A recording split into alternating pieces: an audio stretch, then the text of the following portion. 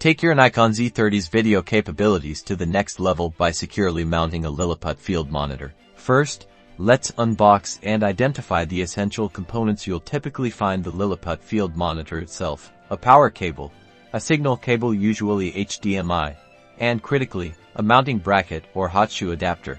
Locate the 1.4-inch tripod mount on the bottom of your Nikon Z30. This is our primary attachment point. Next, take your mounting bracket. Most brackets will have a 1/4-inch threaded stud on one end, designed to screw into this mount. Carefully align the 1/4-inch stud of the bracket with the tripod mount on your Z30 and begin to screw it in clockwise. Ensure it's snug but avoid over-tightening, which could damage the camera's threads. Now, let's prepare the field monitor. Many Lilliput monitors have a cold shoe mount or a 1/4-inch thread on their base or sides. Identify the appropriate attachment point on your monitor.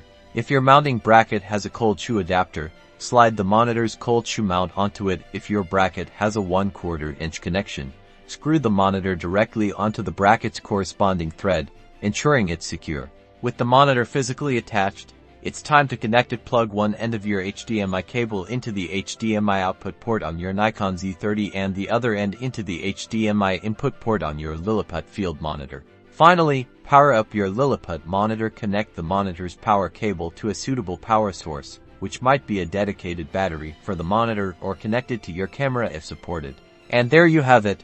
Your Lilliput Field Monitor is now securely attached, giving you a larger, brighter display for precise framing, sharper focus, and a more professional video workflow with your Nikon Z30.